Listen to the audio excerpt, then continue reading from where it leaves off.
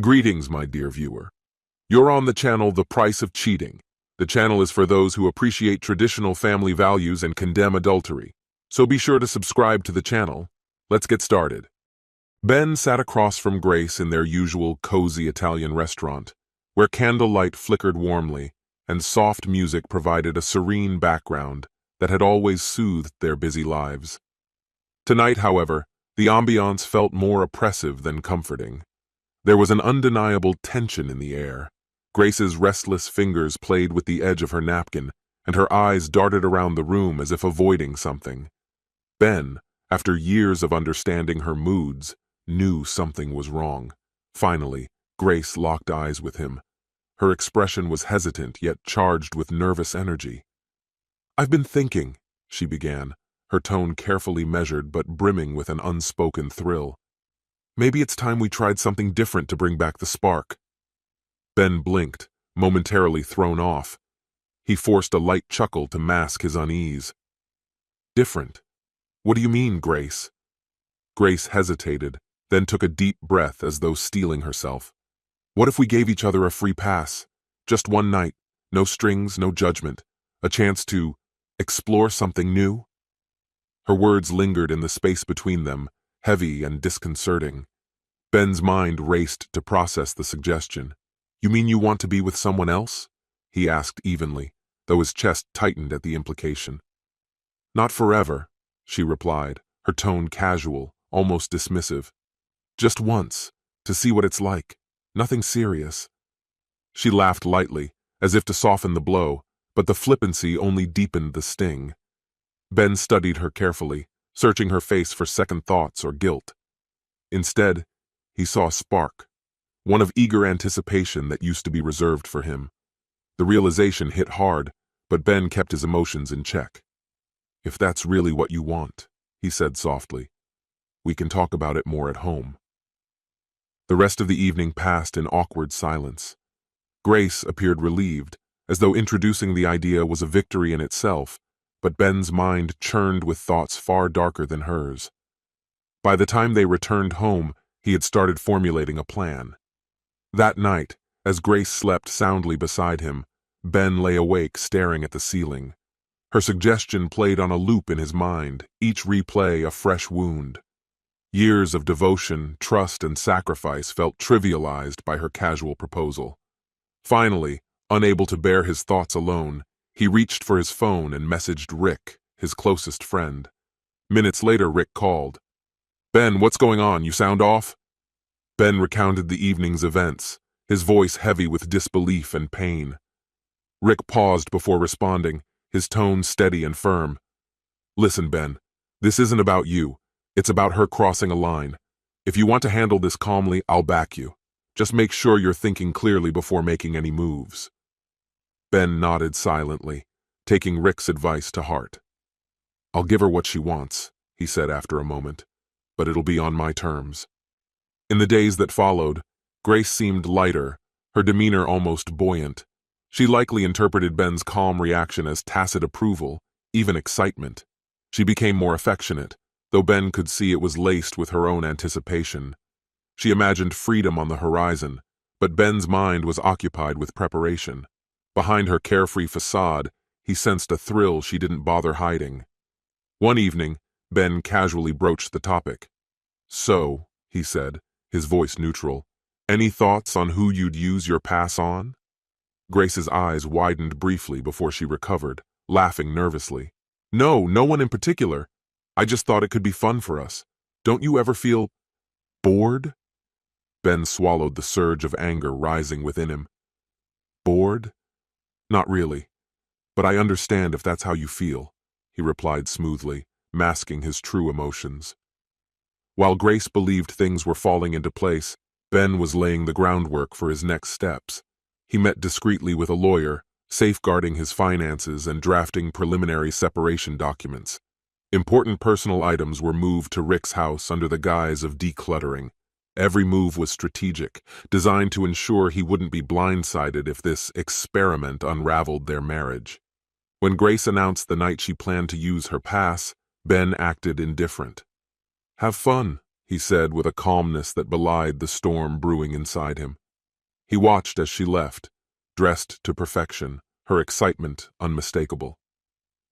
Once the door closed behind her, Ben felt his resolve harden. Her choice was made, and he would not let it shatter him without consequence. As the evening stretched on, Ben prepared himself for the inevitable fallout. If Grace thought her actions would pass without repercussions, she was mistaken. He would let her pursue whatever fleeting thrill she sought. But he was determined to protect himself and the life he had worked to build. Whatever came next, Ben would face it with clarity and strength, ready to reclaim control of his future.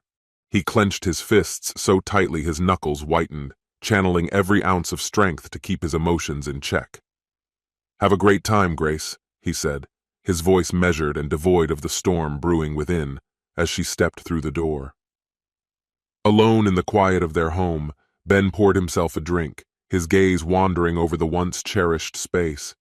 Every object, every photograph spoke of a bond he had held sacred, a bond now tainted by betrayal. The memories, once warm and comforting, felt like shards of glass, sharp and painful. His eyes darted to the clock, its hands crawling as if mocking his torment. The visions of what she might be doing and with whom clawed at his mind. The agony was suffocating, but Ben steeled himself, determined to endure, to find strength in the suffering. As the hours dragged on, the night stretched endlessly. Just before dawn, Grace returned. Her makeup was smeared, her hair unkempt, her expression a blend of smug satisfaction and uneasy guilt. Ben greeted her with an unnerving calm, his anguish buried beneath a mask of indifference. The surprise in her eyes was unmistakable. She had anticipated an explosion of jealousy or rage. Instead, he spoke with quiet finality. "I hope it gave you what you were searching for, Grace. I hope it was worth it." His words hung heavy in the air, unanswered, as she slipped into silence. The next morning, over a strained coffee, Ben broke the quiet. "Did you enjoy your little free pass, Grace?" His tone was deceptively light, a contrast to the storm behind his eyes. She dismissed his question with a flippant laugh. "Ben, it was a one-time thing. Don't make this a big deal. We're still us, aren't we?" His expression hardened, the veneer of composure beginning to crack. "Are we?" he asked, his voice tinged with the weight of years of unspoken sacrifices. Rising, he allowed his anger to surface. "Do you have any idea what I've given up for us, Grace? How much I've invested in the life we built together? And you threw it all aside for freedom." Just like that? Her stunned silence did nothing to halt his words. "You wanted space? Fine. Enjoy it. Because now, I will too." In the days that followed, Ben withdrew into a chilling silence. He became a shadow in their home, his distance calculated and deliberate. Behind the scenes, he prepared meticulously, sorting finances, arranging documents, and finding clarity amid the chaos. When he was ready, he invited Grace to dinner at the Italian restaurant where she had first broached the idea of her free pass. As they sat down, Ben slid a folded document across the table. "This is for you," he said, his voice calm but edged with finality. "Consider it my answer to your quest for freedom." Grace unfolded the paper, her face blanching as she read the separation agreement. Her voice faltered. "Ben, this isn't what I wanted. I just wanted to spice things up. I still love you." His gaze remained cold and unyielding. "Love and loyalty aren't optional, Grace. They're not something you can suspend for convenience. You wanted freedom, and I'm granting it. This is your last free pass from me." Without another word, Ben stood and walked away, leaving her alone at the table, clutching the document with trembling hands. For the first time in months, he felt a sense of relief. The pain lingered, but it was accompanied by the certainty that he was ready to move forward.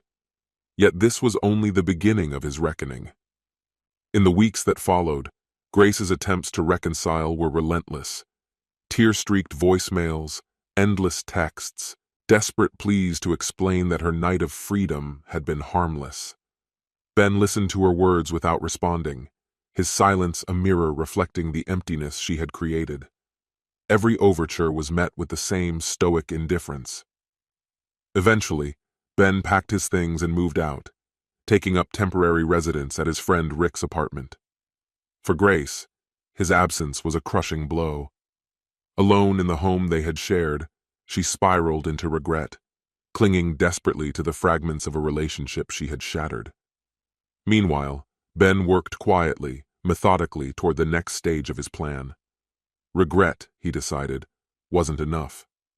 She needed to understand the depth of her betrayal, to feel the sting of the pain she had inflicted. One evening, while discussing his intentions with Rick, his friend voiced his concern. "Are you sure about this, Ben? Is this really the path you want to take?" Ben's reply was firm, his conviction unshaken. "She treated my trust like it was disposable. She needs to know what it feels like to be cast aside, to have her loyalty questioned, and her worth diminished. She has to feel what she did to me." Rick hesitated but nodded, recognizing the unwavering determination in Ben's tone. The course was set. "I'm here for you, no matter what." Those were Ben's final words before setting his plan into motion the very next day. Knowing Grace's circle well, he pinpointed exactly which friends thrived on juicy tidbits and how to ensure the story would find its way back to her. He casually engaged with mutual acquaintances, dropping subtle remarks about moving forward and finding someone who valued loyalty as much as he did. His words, laced with just the right amount of intrigue, spread like wildfire. Before long, Grace caught wind of the whispers. Her mind spiraled with a storm of jealousy, curiosity, and dread, forcing her to confront the idea that Ben might truly be moving on. That evening, Ben came home to find his phone inundated with messages from Grace, each one more frantic than the last. "Ben, we need to talk. If you're seeing someone, I have to know. I still love you. I made a mistake, but we can fix this. Please, call me." Ben read every word but remained silent, letting her stew in the uncertainty of her own creation. Then, he executed the final piece of his plan, a deliberate and poignant post on social media. He expressed gratitude for a fresh start, implying he had found someone who shared his values of trust and commitment. The message was clear and intentional, leaving no room for doubt. Grace's response was immediate. She bombarded him with calls, her voice trembling in desperation in the voicemails she left. Hours later, Ben finally picked up the phone. "Ben, is it true? Are you really with someone else?" she asked, her voice breaking. "Why does it matter to you?" he replied evenly. "You were the one who wanted freedom, remember?" "That's not what I meant," she cried, her panic rising. I thought we could still have us. I made a mistake, Ben. Please, I see that now. Just come back to me." After a long silence, Ben's voice came through steady but unyielding. "No, Grace. This was your choice. I offered you my loyalty and commitment, but you threw it away. Now, you'll have to live with that decision." Over the following weeks, Ben methodically began dismantling the life they had built together. He contacted a real estate agent to sell their home, each step symbolizing his journey toward healing. For Grace, however, every move was a painful reminder of what she had lost. Finally, Ben agreed to meet her one last time, selecting the Italian restaurant where she had first suggested the free pass. This time there was no warmth, no shared fondness, just the cold remnants of a shattered relationship. Grace arrived looking frail, her face marked by sleepless nights. She sat across from Ben, her hands trembling as she avoided his gaze. "Ben," she began softly, her voice strained. "I know I hurt you. I thought freedom would make me feel alive again, that I could come back like nothing had changed. But I was wrong. I lost sight of what we had, and now I know I'll never find it again." Ben remained silent, his expression unreadable as he listened. The regret in her voice was unmistakable, but it wasn't enough to undo the damage. "Grace," he finally said, his tone calm yet firm, "you didn't just ask for a night off when you wanted that free pass. You shattered the foundation of everything we built together. You traded our life for a fleeting moment, something you valued more than us. Over these weeks, I let you experience the silence of your choices. Now, I'm done." Tears streamed down Grace's face as she reached across the table, grasping for his hand. "Please, Ben, don't do this. I'll do anything to make it right. Just give me one more chance. Ben shook his head, unwavering. You had your chance, Grace. You wanted a free pass, and now you have it. A free pass to move on without me. With that, he stood and walked away, leaving her alone in the restaurant, the weight of her choices crushing down on her. As Ben stepped into the crisp night air, a mix of relief and melancholy washed over him. He had given Grace every opportunity to honor his trust, but she had made her choice. Now, he was making his. For the first time since the devastating night that fractured their relationship, Ben felt whole again. He had emerged stronger, with a newfound sense of self-respect and a clearer vision for his future. As he walked away, the burden of betrayal was replaced by a liberating sense of freedom and hope for what lay ahead. This concludes the story. If you like it, then put your powerful like and subscribe to the channel. Greetings, my dear viewer. You're on the channel The Price of Cheating. The channel is for those who appreciate traditional family values and condemn adultery. So be sure to subscribe to the channel.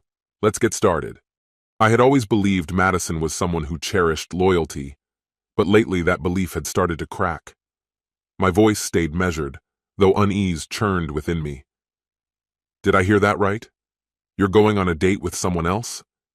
Madison's posture stiffened, her arms crossing defensively. Yes, I am, she replied firmly. Don't make this into something it's not, Matthew, she added, her voice sharp but edged with uncertainty. I just need one night to feel something different. For a brief second, doubt flickered in her eyes as she caught the hardening of my expression, but then she straightened, her resolve returning. I love you, Matthew. You know that. Her words hung in the air, heavy but insufficient. I need to figure out if this is really it for me, she added, as if that would soften the blow. What could I say to that? I forced myself to maintain composure. So it's already decided. Fine. Go chase whatever it is you think you're missing, and I'll handle what's left behind. I let the words settle, hoping they'd strike a chord. But Madison seemed caught up in her own reasoning. Please, Matthew, don't turn this into a fight, she said, her voice quieter now, her gaze lowering. I just want us to be okay. Then stay, I countered, raising an eyebrow, waiting for her to reconsider. But she said nothing. Her silence spoke louder than any words could. In that moment, I knew her mind was made up. It was evident in her tense stance, in the way she avoided looking at me. She had convinced herself this was something she needed, something she deserved. By Thursday, I'd relocated to the guest room. The house felt oppressively quiet, the atmosphere thick with discomfort. Though Madison was just down the hall, it felt as though she were miles away. I avoided her questioning glances as I packed, saying little to nothing. Finally, she broke the silence. Are you seriously doing this, Matthew? She asked, incredulous. Are you seriously going on this date, Madison? I shot back, still refusing to meet her eyes. Because if you are, then yes, I'll stay out of your way while you figure things out. Don't be ridiculous, she said with a frustrated sigh, her arms crossing. But her silence after that said everything I needed to know. She had no defense. On Friday morning, I left early and headed to the best men's salon in town. A clean shave and a sharp haircut later, I barely recognized the confident, refined version of myself staring back in the mirror. Next door, I picked out a tailored navy suit and sleek leather shoes to complete the look. This wasn't for Madison. It was for me.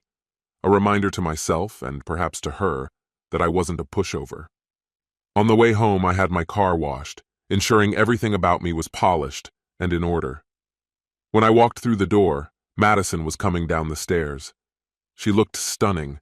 Her red dress hugged her frame perfectly, her heels adding a sharp elegance. Her steps faltered for a moment as our eyes met. Matthew, she began, her voice hesitant. I cut her off. Save it, I said coolly, grabbing my keys. I have plans tonight. Her eyes widened. What do you mean? Exactly what I said, I replied evenly. If you get a night out, so do I. I left before she could respond, picking up Karina, a co-worker whose bright smile and quick wit had caught my attention recently. The evening was a breath of fresh air. In a cozy jazz bar, we laughed and talked, the music blending seamlessly with the warmth between us. On the dance floor, Her hand found mine, and for the first time in days, I let myself relax. When I returned home just after midnight, the faint trace of Karina's perfume still lingered on my collar. Madison was waiting near the door, her expression a mixture of frustration and unease. "Where were you?" she demanded, her voice sharp with accusation. "Out," I said simply, giving her the same ambiguous answer she'd given me. Her frustration flared. "You could at least tell me who you were with." "Oh, like you told me?" I shot back, shrugging as if it were nothing. "Why should I?" She hesitated, momentarily thrown. I could see doubt creeping into her features, but she quickly masked it. "Did you have fun?" she asked, attempting nonchalance but failing. "Actually, yes," I said, surprising even myself with the honesty. "Turns out there are people who value my company." Her face paled. She opened her mouth as if to say something, but hesitated. "Matthew, you don't have to do this," she finally said, her tone softer now. "Tonight was just something I needed. And I needed you not to betray me," I shot back, my anger rising to the surface. "So tell me, who was it, Madison? Does he have a name?" "That's none of your business," she snapped, though her voice wavered with guilt. "None of my business?" I repeated, incredulous. "I think I have every right to know who my wife decided to share herself with." Her silence was deafening, and for the first time, I saw her defenses crumble. "Matthew, I never meant to hurt you," she whispered. "But you did," I said, my voice colder than I intended. "And the worst part? You don't even seem sorry." I turned away, numbness overtaking me. The silence between us was unbearable, a gulf too wide to bridge. We were no longer partners, we were strangers, divided by choices neither of us could undo. By dawn, Madison had completely moved out of our shared bedroom, as if physical separation could somehow undo the harm she'd caused. I had reached my own conclusion as well. The weekend was spent carefully packing my essentials. It had become painfully clear that staying in the same house only widened the gap between us. Words had failed. Only actions remained. When Monday evening arrived, I placed my packed bags near the front door. Madison walked in, her face pale and tense. "You're really going, aren't you?" she whispered, her voice fragile. "Yes," I said firmly, meeting her gaze. "We both need space, Madison." "You need to figure out what you're looking for," I added, "and I need to figure out what I want." Her mouth opened as if to protest, but no words emerged. Her shoulders sagged in resignation. In the weeks that followed, life settled into a strange new rhythm. My bond with Karina deepened, our conversations becoming more personal, our meetings more frequent. With her, I shared parts of myself I'd never revealed to Madison. Her kindness felt like a healing balm, slowly soothing the pain of betrayal. For the first time in a long while, life began to feel vibrant again. One evening, while Karina and I lingered over dinner at a small Italian restaurant, she placed her hand gently over mine. "Matthew," she said softly, "I don't want to rush you, but I want you to know I'm here, whatever you need." Her words were sincere, offering not a quick fix but steady support. I squeezed her hand, grateful for the peace she brought into my life. Not long after, on a rainy night, a sudden knock broke the stillness of my apartment. Opening the door, I found Madison, drenched and shivering. "Can we talk?" she asked, her voice uncertain and small. I hesitated, torn, but curiosity won. I stepped aside, letting her in. She sat down, her gaze scanning the apartment, devoid of any traces of our shared life. "Matthew," she began, her voice thick with emotion. "I made terrible mistakes, but I'm here because I want to fix them, if you'll let me." Her words stirred something deep within me, a faint echo of what we once shared, but the ache of her betrayal muted any nostalgia. I took a deep breath, readying myself for a hard conversation. "I don't know, Madison," I replied carefully. "A lot has happened since you left. I don't know if we can ever go back to what we were." Her face flickered with both regret and hope, and I realized this chapter between us wasn't yet closed. As I looked at her, memories surfaced, nights filled with laughter, lazy mornings, the dreams we'd shared. But those moments felt like relics of a distant past. Since her betrayal, I'd found solace in Karina's warmth, and my heart had started to mend. Madison, I said, my tone deliberate, you made the choice to walk away from us. You didn't include me in that decision. Now you're here because— I paused, letting the unfinished question linger. She clasped her hands tightly, her gaze steady. I know I made a terrible mistake, she said, her voice quivering. I thought I needed something different, but I see now that everything I ever wanted was with you. You were everything. Her heartfelt words felt like they'd arrived too late. I exhaled deeply, searching for the right response. Do you have any idea how much damage you caused, Madison? I asked evenly. You didn't just hurt me. You shattered the foundation of everything we built. You made me question everything I believed in. Her face twisted with pain. I know, she murmured. I don't expect you to forgive me overnight. I'm just asking for a chance to show I can be better. Her plea hung heavily in the room, weighted with hope and desperation. But while she had been chasing something new, I had been rebuilding my life. I thought of Karina, her laughter, her compassion, and the steady way she'd helped me heal. Madison must have sensed my hesitation because she leaned forward, her eyes glistening with urgency. I know there's someone else now, she said, her voice cracking. But Matthew, we have history. Don't throw it away because of one mistake. Her words sparked a flash of anger. One mistake? I echoed, my voice rising. You didn't just slip into betrayal, Madison. You made that choice over and over, and now you expect me to just forget? Silence enveloped us, heavy and suffocating. Her words had stirred old emotions, tugging at memories of the life we'd once shared. But I'd come too far to turn back. I thought of Karina, and how she made me feel valued, understood, and whole. Madison, I said quietly, almost to myself, I don't know if I can ever feel the same way about you. You broke something that might never heal. Her face crumpled, but she pressed on. Please, Matthew, she whispered, her voice breaking. Can we try? Just one more time? I'll do whatever it takes to make things right. Madison's words stirred something deep within me. I'd always believed in redemption, in the power of second chances. But this wasn't a simple lapse in judgment. Madison's actions were intentional, repeated choices that cut deeper each time. I glanced at the clock, her eyes heavy on me. Let's focus on getting through tonight, I said carefully. We'll talk tomorrow. She exhaled, her relief palpable. Thank you, Matthew. That's all I ask. The next morning I woke with a tightness in my chest. Though Madison had slept on the couch, her presence loomed like an unshakable shadow. As I contemplated my next move, my phone buzzed. It was Karina. Hey, Matthew. Her voice was warm, but there was a trace of hesitation.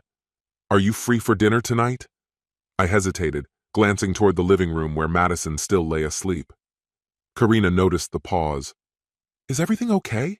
She asked, concern clear in her tone. Yeah, Madison came by last night, I admitted, the words spilling out. She's asking for another chance. A long silence followed. I see, Karina finally said, her voice unreadable. And are you considering it? I pressed a hand to my forehead, the weight of the situation bearing down on me. I'm not sure, I confessed. I'm confused. I don't want to hurt you. You've been incredible, and you deserve so much more than this. Her sigh was soft but firm. Matthew, I can't be someone's second choice. If you still have feelings for her, you need to figure that out. I care about you, but I won't be caught in a love triangle. Her words struck a nerve. She was right. Karina deserved someone fully committed, not torn between the past and the present. After the call ended, I knew what I needed to do. I walked into the living room, finding Madison awake, her eyes red and tired. Sitting across from her, I began, Madison, I've thought a lot about this. I'll always appreciate what we shared, but I can't go back. Her face crumpled, but she nodded slowly. I understand, Matthew. I knew this was a long shot, but I had to try. I reached out, gently touching her hand. I hope you find what you're looking for, Madison. But for me, moving forward means leaving the past behind. She pulled her hand away, a mix of sadness and acceptance in her expression. Thank you for being honest, she whispered, brushing away a tear. I'll pack my things and leave by the end of the week. That evening, I called Karina, unsure if she'd even pick up. She answered almost immediately, her voice laced with hope. Matthew? How did it go? I told her it's over, I said, feeling the weight lift with every word. I want to move forward, with you if you'll have me. She paused and I held my breath. Finally, her voice softened. I'd like that, Matthew, but let's take things slow, one step at a time. Relief surged through me, and for the first time in a long while I felt a sense of peace. Just as Karina and I started finding our footing, life threw another curveball. A few weeks later, I came home to find a letter tucked into my doorframe. It was from Madison. Matthew, I know we've said our goodbyes, but there's something I need to tell you. I'm not asking for forgiveness, but you deserve the truth. Please meet me at Coffee and Cover on Thursday at 6 p.m. if you're willing. Madison's curiosity gnawed at me. Despite everything, I felt compelled to hear her out. I debated telling Karina, but decided this was something I needed to handle on my own. By Thursday evening, I was at the cafe, my mind swirling with questions. Madison arrived shortly after, her nervousness evident. Thank you for coming, she said softly as she sat across from me. There's something I need to say. I nodded, encouraging her to continue. Taking a deep breath, she began. When I started seeing Joseph, it wasn't because I didn't care about you, she admitted, her voice trembling. I was scared, Matthew, scared of commitment, of losing myself. Sabotaging us felt like the only way to escape that fear. Her confession stung, but it also brought clarity. Her choices weren't about me. They were battles she was fighting within herself. I'm not asking for anything from you, she said, tears welling in her eyes. I just needed you to know I'm trying to change. I don't want to be that person anymore. I nodded slowly, letting her words sink in. Thank you for telling me, Madison. I hope you find peace. As I walked away from the cafe, a sense of freedom washed over me. The past no longer held its grip. I was ready, finally ready, to embrace the future, unburdened by the ghosts of yesterday. This concludes the story. If you like it, then put your powerful like and subscribe to the channel. Greetings, my dear viewer. You're on the channel The Price of Cheating. The channel is for those who appreciate traditional family values and condemn adultery. So be sure to subscribe to the channel. Let's get started. Josie sat alone in the dimly lit motel room, a suffocating stillness filling the air. Her eyes darted to the clock on the nightstand, anxiety tightening her chest. Arthur was late. Beside her, the phone lay silent on the rumpled bedspread, its dark screen mocking her growing unease. She fixated on it, as if sheer willpower could make it ring. The hum of the air conditioner droned on, failing to calm her racing thoughts. Time was slipping through her fingers, and the weight of her next move pressed heavily on her. Hank would expect her soon. His patience was not something she could test. The phone suddenly vibrated, breaking the oppressive silence. Her heart jumped as she grabbed it, but her anticipation turned to dread when she saw Hank's name glowing on the screen. Her stomach tightened, and her finger hovered over the decline button. Avoiding him wasn't an option. Drawing a deep breath, she answered, forcing her voice into a casual rhythm. Hi, honey. Everything okay? Just wanted to check in, Hank replied, his tone calm but probing. Where are you? She let out a laugh, aiming for nonchalance. At the theater, remember? I told you I was going with coworkers to see a play. Why? A brief pause followed. When Hank spoke again, his voice carried an unsettling sharpness. Do they do plays in motels now? Josie's blood ran cold. Her pulse quickened, but she kept her voice steady. Hank, what kind of question is that? She said, adding a forced chuckle. You're being ridiculous. He gave a low laugh, though it felt more calculated than amused. Just joking. It's awfully quiet for a theater. She swallowed hard, her mind scrambling for an excuse. I'm in the restroom, she lied smoothly. You're interrupting my evening, you know.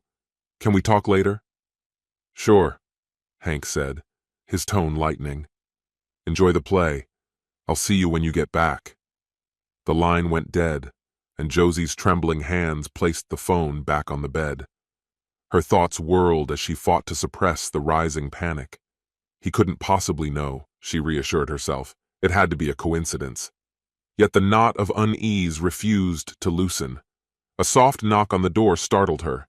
She hurried to answer, relief washing over her when she saw Arthur stepping in. He cast a quick glance down the hallway before closing the door behind him. Despite his faint smile, his eyes betrayed the tension in his shoulders. "You're late," she whispered, her relief laced with irritation. Arthur sighed, his voice steady but apologetic. "Sorry. Got held up. Nothing serious." He offered no details, but the warmth in his gaze softened her frustration.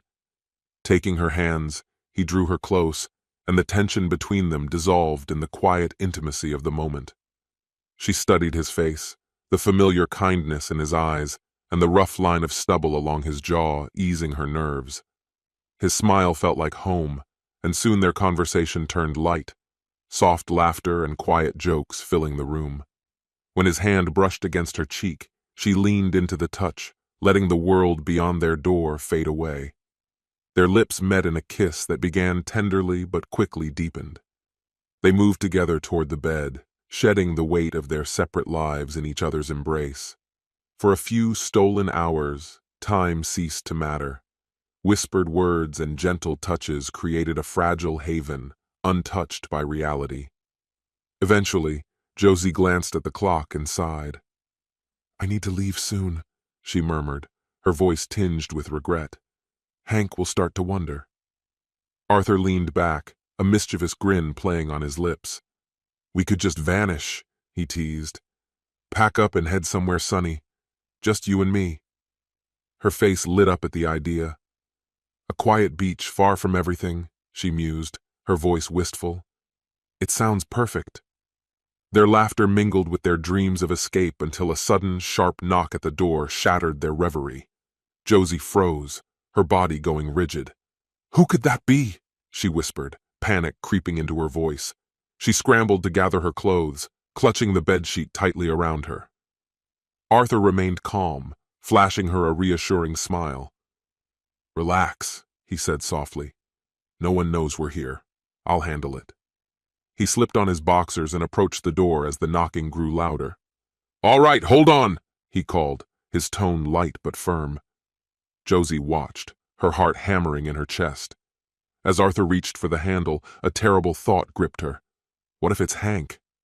Her breath hitched as she fumbled to dress, dread clawing at her as the door creaked open. As the tension in the air dissipated briefly, relief washed over her. It wasn't Hank at the door. That relief was fleeting, though, quickly replaced by confusion as she recognized the woman standing there. Arthur, halfway across the room, froze in his tracks. His face turned ashen, drained of all color. The woman's expression was a storm of fury, every line of her face etched with rage. It was Emily. For a moment, the room held its breath. Emily stood in icy silence, her piercing glare fixed on Arthur. Without warning, she swung her purse with such force that it cracked against his face. Arthur stumbled back, raising his hands in a futile attempt to shield himself. "Emily, please, calm down! Let me explain!" Arthur's voice wavered, desperation bleeding through every word.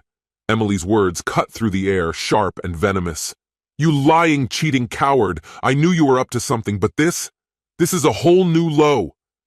Josie, frozen in shock at first, finally found her voice. "What is going on here? If you don't leave, I'm calling the cops." Emily's fiery glare shifted to Josie. "Shut your mouth, you filthy little tramp!" she spat, her words slicing like ice. Josie, her face a mixture of shock and defiance, scrambled to grab her bra and hastily pull it on. "And who the hell do you think you are, barging in here like a maniac?" Josie shot back, her voice rising. Arthur, caught in the escalating chaos, raised his hands as though to physically hold back the storm. "Everyone just stop! Let's talk about this calmly." Emily's sharp laugh cut him off. "Oh, I'll do the talking," she snarled. "I'm his wife. The man you've been screwing, he told me he was working a night shift." Josie's jaw dropped in disbelief. "Arthur, you told me you were divorced. Last month, remember?" Arthur, looking like a cornered animal, glanced frantically between the two women. "Josie, I can explain. Emily, let's step outside to talk." He reached out to her, But the moment his hand touched her arm, Emily jerked away with a glare that could pierce steel. "Don't you dare touch me, you lying piece of garbage!" she snapped before delivering a swift knee to his groin. Arthur crumpled, clutching his stomach and groaning in pain. Josie, unable to hold back any longer, shouted, "Are you insane, Emily? You've completely lost it!" Emily's gaze locked onto Josie, her eyes narrowing. "Insane? Sweetheart, this isn't insanity. This is righteous fury." Josie rolled her eyes, slipping on her dress. "I'm out. You two can sort out this circus without me." She headed toward the door, but Emily blocked her path, shoving her back. "And where do you think you're going?" Emily barked, her tone dripping with scorn. "You think you can just walk out of my husband's bed like this is some kind of joke?" Josie squared her shoulders, her voice cold and steady. "Touch me again, and I promise you'll regret it." Emily let out a harsh laugh. "Oh, really? And what exactly are you going to do about it?" Arthur, still doubled over, tried to intervene. "Emily, Josie, please, stop this madness." But Emily silenced him with another swing of her purse, this time hitting his shoulder. "Stop? The only stopping I'll do is in court when I take everything you've got." Arthur winced, rubbing his shoulder. "Emily, please." Josie threw her hands up in exasperation. "You're both out of your minds," she yelled, inching toward the door again. But Emily wasn't done. She lunged forward, grabbing a fistful of Josie's hair. Josie cried out, retaliating by grabbing Emily's hair in return. The two women spun in a chaotic, furious dance, slapping and yanking at each other like wildcats. "You want to play dirty?" Josie hissed, pulling harder. "Fine by me." Arthur, watching the chaos spiral further out of control, stepped between them. "Ladies, enough!" he begged. Bad timing. Josie swung wildly, aiming for Emily, but instead landed a sharp slap on Arthur's jaw. "Oops," she muttered, her tone far from apologetic. Emily seized the opportunity, tugging Josie's hair harder and managing to slap Arthur square on the other cheek in the process. "Can you both stop hitting me for just 1 second?" Arthur groaned, clutching his face. Neither woman heeded his plea, locked as they were in their own battle. Emily managed to slap Josie's arm, smirking triumphantly. "How's that for a goodbye?" Josie retaliated with a slap of her own. "That all you've got? Pathetic." Arthur, thoroughly defeated, threw his hands in the air. "I'm done! Good luck sorting this mess out!" He collapsed onto the bed, groaning, as the two women continued their frenzied fight, oblivious to his surrender. When the dust began to settle, the two women launched themselves at each other with wild, unchecked energy. Their tussle, frantic and clumsy, lasted an eternity in just over a minute. Hair was yanked, and slaps landed with more force than aim, until finally they tore apart, panting and disheveled.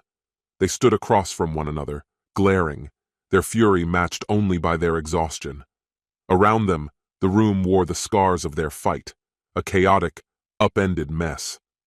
Arthur leaned heavily against the wall, his expression one of a man battered by a storm not of his own making. Josie smoothed down her rumpled dress, trying to salvage some shred of dignity. "With antics like that, it's no wonder he's always running away from you," she snapped, her words dripping with venom. The two women, standing a few feet apart, were a picture of disarray. Hair tangled, clothes askew, and cheeks flushed with the unmistakable marks of combat, they looked like they'd walked through a tornado. But the battle wasn't over. It had simply shifted to words, sharp and cutting as daggers. Emily scoffed, flicking a stray lock of hair off her shoulder. "And that's your idea of a dress? Darling, even reality TV stars wouldn't stoop that low." Josie's eyes rolled dramatically as she fired back. "At least I'm not strutting around in that leopard print catastrophe. Did a zoo escapee dress you this morning?" Arthur, rubbing his own bruised jaw, raised his hands in a futile attempt to broker peace. "Ladies, can we try being adults for a second?" he pleaded. The response was swift and unanimous. Their combined scorn silenced him, leaving him slumping further into the wall like a man who'd realized he was out of his depth. As the verbal sparring reached its peak, Josie decided it was time to leave. Steeling herself, she prepared to shove past Emily if necessary. But before she could act, Emily rummaged through her bag and retrieved a spray can, brandishing it like a weapon. A sly smirk played on her lips. "Want to take this up a notch? Let's see how you like this." Before Josie could react, Emily unleashed a blast of aerosol. Josie managed to squeeze her eyes shut, but the acrid fumes enveloped her, stinging and choking. Coughing violently, she stumbled backward, waving her hands in a desperate attempt to clear the air. "Is this nail polish remover?" Josie choked out, her voice raw as tears streamed from her burning eyes. The room filled with an industrial stench that clung to her throat like smoke from a chemical fire. Through the haze, she saw Arthur wresting the spray can from Emily's hands. "Stop biting me, Emily!" he yelped, his voice strained between coughs. Realizing this was her chance, Josie blinked away the sting and bolted for the door, using the wall as a guide. Arthur's protests faded behind her as she stumbled into the hallway, gasping for clean air. The cool night air hit her lungs like salvation. Josie staggered toward her car, her mind racing with disbelief and fury. "Never again," she muttered under her breath. "That's the last time I let anyone talk me into this." Her relief was short-lived. As she approached her car, the sight of bold, black graffiti on the side stopped her cold. The word whore screamed back at her in crude, dripping letters. Her jaw clenched as her fists balled up. "Perfect, just perfect," she growled, yanking the car door open. Sliding into the driver's seat, she caught a glimpse of herself in the mirror and froze. A black streak of paint marred her cheek, a souvenir from Emily's aerosol assault. Grabbing a wet wipe, she tried to scrub it off, only to smear it further. "Great," she muttered darkly. "Now I need paint thinner just to clean my face." Her dress was torn, her cheeks bore slap marks, and her hair was a wreck, but none of it mattered. Anger fueled her now. She jammed the key into the ignition, only to hear the dreaded thump-thump of a flat tire. Climbing out, she discovered a jagged puncture in the rubber, mocking her misery. She spat on the ground in frustration. "Emily, you'll pay for this," she growled. "Round 2 is coming." The drive home, slow and fraught, blurred into a haze of rage. By the time Josie stormed into her house, her mind was consumed with a single thought: revenge. Thoughts of explanations or excuses didn't even cross her mind. Hank, lounging in the kitchen with a cup of coffee, looked up as she entered. One glance at her smeared face and torn dress, and he burst into laughter. "Well, look at you," he said, his grin wide. "Raccoon or performance art? Can't decide." Josie ignored him, her focus on rummaging through cabinets for something, anything, to clean her face. Her hands fumbled as her mind boiled with fury. Hank leaned casually against the counter, smirking. "Tough night at the theater?" he quipped. "Or is this some avant-garde method acting I'm not in on?" Scrambling for an excuse, Josie stammered, Hooligans. Some homeless guys thought we were part of a show and went nuts with spray paint. Real artsy stuff." Hank's eyebrow arched as he barely contained another laugh. "Well, that's certainly one way to spend an evening." Experimental theater, far from the usual vibe in the downtown arts scene. Bold, immersive, and seemingly without structure. Josie let out a forced laugh, her head low as she rummaged through the cluttered room. Across the space, Hank strolled toward the window, lazily sipping his coffee until something outside snagged his attention. Painted in vivid strokes along the side of Josie's car was a single, glaring word. Hank almost choked on his coffee. "Well, isn't this something?" he said, his voice laced with sly humor. "You've decided to name the car? Kind of brutal, don't you think?" Josie froze mid-motion, her cheeks blazing crimson. Hank turned back toward her, leaning against the wall with an air of exaggerated gravity. "Should I be concerned?" he teased, arching an eyebrow. "You look like you've been through some kind of disaster zone. Want a hand with whatever this is?" That broke her. Josie spun around, her patience fraying. "Hank, I do not have time for your nonsense right now," she snapped, grabbing for a rag, a sponge, anything to erase the chaos. Her muttered curses filled the room as she darted from one corner to the next, a whirlwind of frustration. Hank leaned against the doorway, his grin growing wider with every frantic move she made. He couldn't have orchestrated a better scene if he'd tried. The drama was far richer than he'd anticipated. He observed her attempt to scrub paint off her face with one hand while simultaneously wriggling into an oversized hoodie and sweatpants. "Tell me honestly," he said, barely stifling a laugh, "did you actually go to the theater? Because, Josie, you look like you squared off with a tornado." She shot him a venomous glare. "Yes, Hank, I was at the theater," she bit out. "What kind of ridiculous question is that?" He tilted his head, pretending to scrutinize her appearance. "You sure? From this angle, it looks like you took on an alien invasion and lost." Her glare sharpened, her tone dripping with sarcasm. "You're hilarious, Hank. Truly. Have you considered a career in comedy?" She yanked the hoodie over her head and started rifling through a nearby cabinet, muttering, "Where's the damn baseball bat?" Hank raised his eyebrows, feigning alarm. "Hold on. What's the plan here? Are we talking musical rumble a la West Side Story? Or full-on vigilante Chuck Norris?" Her glare could have incinerated steel. "Enough with the jokes, Hank. Just hand me your car keys." Recognizing he'd pushed her to the brink, Hank stepped forward, his tone softening. "Josie, slow down for a second. Take a breath. Talk to me." She stopped, but the fire in her eyes didn't dim. "There's no time, Hank. That lying coward needs to face what's coming to him." Hank raised his hands in a calming gesture. "Before you start dishing out street justice, there's something you should know. Arthur, he's juggling 2 girlfriends, and I'm not sure where you fit into his lineup." The room went still as his words sank in. Josie's face shifted, fury giving way to stunned disbelief. "Wait, are you saying he's seeing someone else?" she asked, her voice trembling. "That two-timing bastard!" Hank's steady gaze didn't falter. He let the silence speak for him, watching as comprehension dawned on her face. Her eyes flicked to Hank, panic overtaking anger. "Oh no," she whispered, realization hitting her like a slap. "What did I just say?" Hank let out a humorless chuckle. "Yeah, Josie, I've pieced it all together. Did you really think I wouldn't notice the lies, the sneaking around? Arthur? Seriously?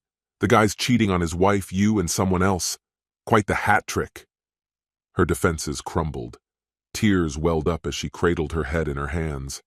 "I didn't want this, Hank. It was stupid and reckless. I messed up." Hank's voice remained firm. "Stupid? Reckless? Sure, but let's not downplay it. You knew exactly what you were doing." Her head snapped up, incredulous. "Wait, you've been spying on me? Following me?" He crossed his arms, unbothered. "Not spying, just enough digging to confirm what I already suspected." Her eyes widened in realization. "So, Emily showing up out of nowhere? That was your doing?" Hank allowed himself a small grin. "Call it coincidence, or maybe just karma finding its way. Funny how things work out." Josie threw her hands up, her voice rising in indignation. "You've ruined my life, Hank! All of this chaos! You set it in motion!" Hank didn't flinch. "Let's get real, Josie. When I called you and you lied about where you were, who was setting who up? You made these choices." She faltered, searching for a way to shift the blame. "You've endangered me, Hank. I'm the victim here, dragged into this mess you created." His expression hardened. "A victim? Josie, the second you betrayed me, you became the architect of your own chaos. If your life's a mess now, it's only because you built the storm." Hank's eyes hardened, a cold determination settling in his gaze. His voice dropped to a disturbingly even tone. "Josie, enough with the theatrics. We're not actors in some tragic play," he said, his words slicing through her defenses. Josie's eyes filled with tears, her composure cracking as a choked sob escaped her. Moments later, she completely broke down, her emotions spilling out uncontrollably. Hank stood motionless, his arms crossed tightly over his chest, exuding an air of impatience that made it clear he had reached his limit. "I cared about you, Josie. I believed in you," he said, his voice carrying a faint trace of regret. "But you went too far. Don't bother with excuses, I've heard enough. You threw everything away for that sorry excuse of a man, Arthur. Honestly, you should count yourself lucky I didn't handle this differently. Trust me, I had options." Josie's sobs escalated into a desperate scream. "How could you, Hank? This is heartless!" But Hank didn't flinch. His expression remained resolute as he responded in a measured, unyielding tone. "Don't even try to twist this into some narrative about double standards, Josie. It's not going to work. His voice turned final, cutting off any further argument. Tomorrow the lawyer will deliver the divorce papers. If you've got anything left to say, save it for the courtroom. Just remember one thing. This isn't something I orchestrated. You did this to yourself. What followed was nothing short of a spectacle. A courtroom battle that blurred the lines between legal proceedings and personal vendettas. Josie and Emily turned the divorce hearing into a dramatic clash of accusations and rebuttals. Ultimately, the judge sided with Josie, ruling that Emily owed her compensation for the custom paintwork on her car. Arthur, reeling from the chaos he had helped create, found himself shouldering the financial fallout. By the time Emily was finished with him, Arthur was left with an empty bank account, a foreclosed house, and a pile of regrets. Emily made certain Arthur walked away with little more than a parking ticket receipt and a hollow nod from his lawyer. Hank, however, emerged from the ordeal unscathed. His calculated approach had paid off. He had remained calm, avoided the turmoil, and kept his dignity intact. While Josie's betrayal had stung, Hank couldn't deny a quiet sense of triumph at how the situation had unfolded. He had outmaneuvered every other player, safeguarding his finances and sidestepping the chaos entirely. With a clear conscience, stable finances, and a newfound sense of independence, Hank left the wreckage of his marriage behind. The experience had been a painful one, but it came with valuable lessons and an unforgettable story to tell over a drink. And so, Hank's story concluded with a sense of closure and a clean slate. Life, messy as it had been, granted him a surprisingly drama-free ending, something he could raise a glass to with genuine satisfaction.